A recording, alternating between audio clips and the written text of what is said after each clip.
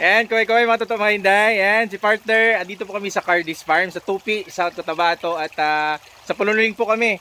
At kukuha kami ngayon ng fingerlings. No? Si partner, 3,000. Sa akin naman, sa 2 square meter pan ko, siguro mga 600 lang yung ilalagay ko. Siyempre 300 per square meter. So medyo marami-rami. Ayan, si Ma'am Cardis. Tatanungin natin dito kung fingerlings. Ma'am, ano ba yung ibibigay mo na fingerlings? Hello mga idol! Welcome ulit sa Cardis Tilapia Aqua Farm. Ngayon po ay bibigyan ko po sila idol ng size 22 na fingerlings natin. SRT po yan. So bibigyan ko sila ng 3,000 pieces ng fingerlings. And ang akin naman ay probably around 500 to 600 pieces ng fingerlings. So makikita niyo po sa vlog nila at kung paano nila palakihin ang size 22 all the way to 4 months, 4.5 months na pag-culture nila. Ayun. So ito na. Bioflap technology. Yes! Ayan. So ito na. So sa mag-seminar, abang-abang kayo ha. Patapos na kami sa Visayas na kami. Alright. So hindi makita. Ayan. So maliliit. Size 22. Ayan. Thank you, thank you, thank you. Thank you ma'am. Kaway-kaway. Alright. Ayan o. Korean fish. May ilong siya. Ayan yung Ito sa Korean. baba, banda yung mata niya.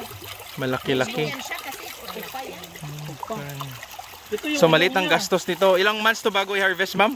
Yan ang- To 1 year old na to eh, di ba? Opo, 1 year old na yan, pero pwede siyang palakihin sir hanggang hanggang 5 years. Dito sa... Hanggang 5 years. Yes, pwede Ayan. hanggang 5 years. Kasi wala may naman siyang kaliski gastos siya sa pero feed. madulas. Hala, wala. Wala, kasi pure Parang lang bango siya na parang dalag mga Anong idol. tawag dito? Yan, Parang Korean lumot lang fish. kinakain niya. Ayun, lumot lang kinakain. available yung bread Lablab. sa Cardis Aqua Farm. Lablab ma'am, pwede ba yung kainin eh? Ayun nga, hindi ko din alam eh. Mabot ng 10 kilos to? 10 to 15 kilos. Siya ng 10 to 15 kilos. Try natin yung sugba. Sugba daw ito. Sir Gilbert. Gilbert ano? Yes, Sir Gilbert po.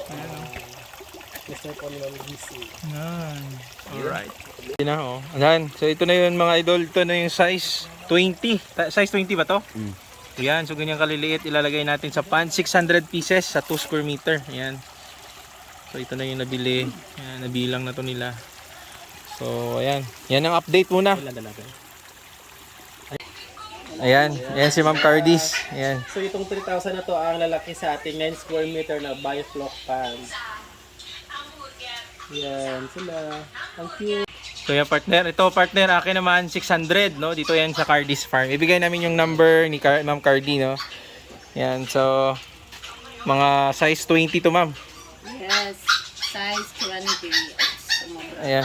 So kinikilo. Paano malalaman kung ilang piraso kikiluhin yan. So ganyan ka ano ma'am? Masyado. 100 6 ounce po is 500 pieces 500 pieces sa ganitong size. sa ganitong size. Ayan. So lalaki. So 2 weeks pala, 2 weeks daw malaki na sabi ni ma'am. Tingnan natin ha. So yan. Guaranteed yan. Basta Guaranteed. So dapat ang feeding nito fry booster ma'am. fry booster po muna. Okay. Sa akin kasi hatchery kasi ako kaya gina 1 month ko talaga na feeding siya na fry booster. Pero pagdating sa inyo, pwede kung may fry mash kayo na available, pwede naman yun. Or P1, P2, depende Ayun. So 5 to 6 times. Ganon. Yes. Ayan. Wala na. Ubos na. Ayun na yun oh. Thank you mama. Sponsor ito ni ma'am at maraming salamat. So libre. So sa Biofloc pag may o-order dito kay Ma'am Cardis, talagang tested and proven. Malalaki yung mga isda. Di ba partner?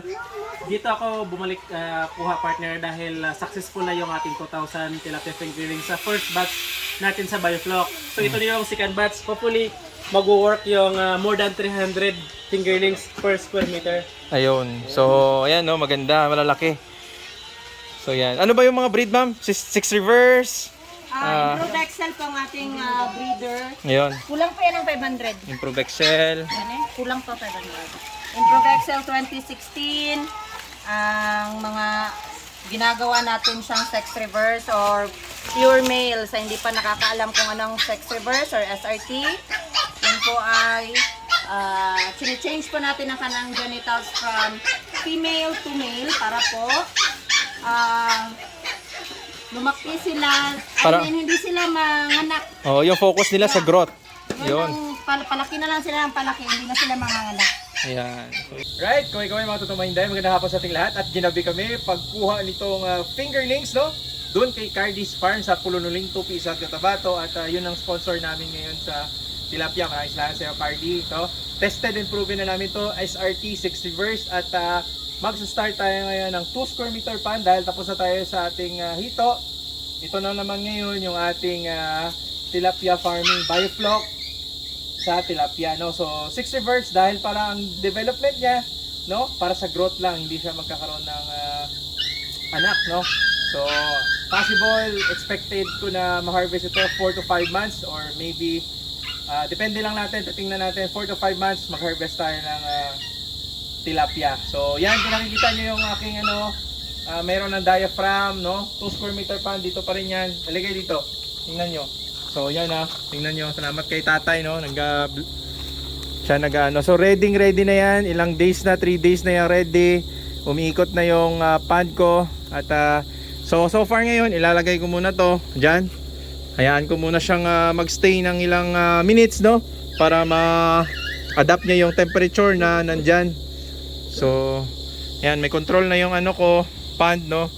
Ito na yung control ng hangin. So dito, ito Rizan ACDC, no? Nabili ko sa Lazada, 6,000 plus, no? Plus shipping, yan. So automatic to mag-on pag nag-brown out, no? So yun yung advantage, may control. May control siya dito. Ito pa lang, kalahati pa lang, no? So yan, ito diaphragm, no? Malaki-laki tong diaphragm na to, yan. So para ito booster mo para hindi siya masyadong mag-backflow, no? So dito sa kabilang side, yung hito natin, yan, may kukuha ngayon 20 kilos. So titingnan natin. So far ngayon, 600 pieces na fingerlings, size 20, may size 22, no? So kasi yun lang available, pero maraming salamat kay Ma'am Cardi dahil nabigyan kami. So kung makikita nyo, umikot na yung water ko, di ba? So ang gamit ko pa rin dito, Matala hose, no? May Matala hose tayo dyan. So tuloy-tuloy lang to. Importante lang kasi ako, wala akong solar. So ito yung binili ko. So pwede nyo din sundin to. So 2 square meter pan, dito ang pan ko, So makikita nyo, 2 square meter pan, same pa rin sa hito. Dito pa rin ako. Ayan. Titingnan natin. So 300 per square meter, no? Yung ating nilagay dito. So malalaman natin kung yung update ko, mag-update ako sa inyo kung ano yung mga possible na gagawin. Sa ngayon, biofloc ang system natin, pero ngayon hindi pa ako nakapag-prepare ng ferment ng ating probiotics, no? So yung probiotics natin gagamitin, andito na, ready na yung orobiotics, nitrifying bacteria, lalagay natin dito. So magpe-ferment ako ngayong gabi para bukas try ko maghulog, no? Titingnan natin para makita nyo. Tapos ihulog ko sila maya dyan. So mga around 600 more or less ang laman ng tawag nitong video na to. So yun, galing kami doon kay Cardis Farm. Please watch the video kung paano namin kinuha at gaano kalaki yung mga sizes ng mga tilapia na nandun. So maraming salamat sa inyo. Please don't forget to subscribe, no? At saka update namin kayo, no? So itong area ko na to, alam nyo naman, no? Ito yung aking 2 square meter pan, no? 4 square meter lahat, dalawa. Pero yung aking goal dito is for food security, no? Kahit sa bahay mo lang, sa front yard, sa backyard, meron kang produce na pagkain mo, at least hindi ka mawala, no? So tilapia, actually meron na tayong tilapia rush system, malalaki na, galing din ka sa Cardis Farm. Sobrang lalaki na nila, siguro 2 pieces, 1 kilo. Ayun, pwede na yun. So yan, marami na ako nakuha na ulam. Mas maganda kasi pag fresh, no? Tapos magsasabaw ka, yun ang pinaka-advantage. So ito ngayon, biofloc, makikita nyo ako para at least magkaroon kayo ng idea, no? Please mag-update kayo, follow us kung gusto nyo ma-learn ng biofloc, no? At least meron kayong idea kung anong mga dapat gawin, ano? So ayan, mga totoong mga hinday, maraming salamat sa inyo, and please share the video, don't forget to subscribe. Kita-kits tayo sa susunod na mga video. Happy farming sa ating lahat. Kaway-kaway. Ilalabas ko na sila maya, pakita ko na lang sa inyo, okay? Kita-kits tayo. Alright, ito mga hinday, lalabas na natin itong mga tilapia natin. Ayan. So, ayan. So, careful tayo. Saan nyo ba dyan?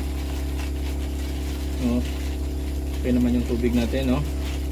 So gabi tayo lumabas, no?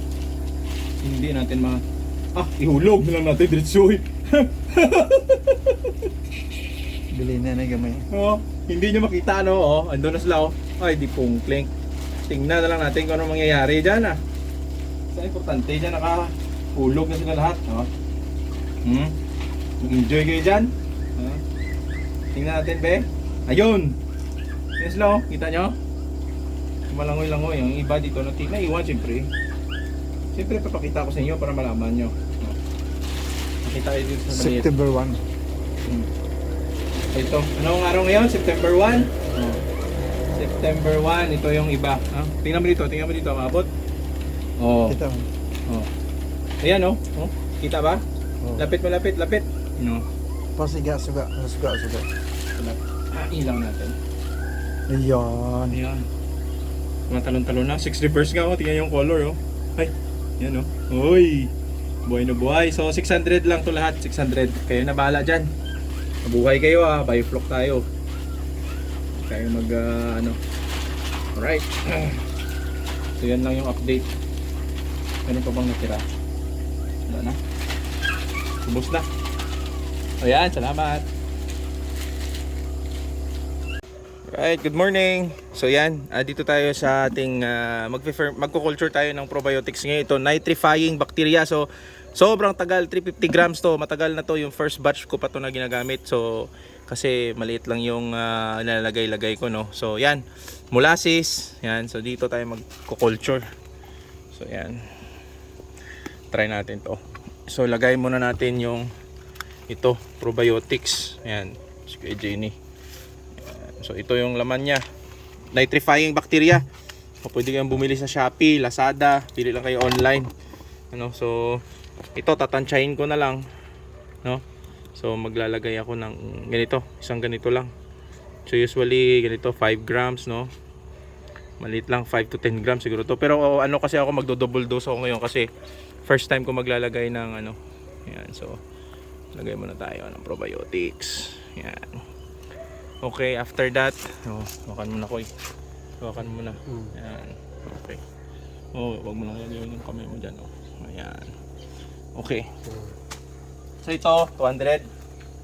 I-mix natin muna. 200 tong laman nito eh. Oh, parang hindi na sa ano ah. Parang hindi na malagkit ah. Tingnan natin. Okay. Okay. Lagyan pa natin ng isa pa. So, kasi double dose tayo ngayon eh. Pero kunti-kunti lang natin ito paglagay nito. So, antayin natin 10 to 12 hours. 12 hours, mas maganda. Ayan.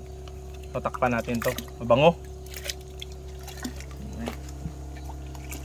Ayan. Muna natin yan. Para natin to. Okay. Para natin. Okay.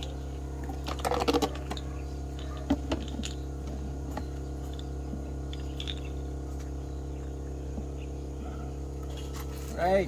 So dito na yung mga tilapia natin. Thank you, Koy. So yan na.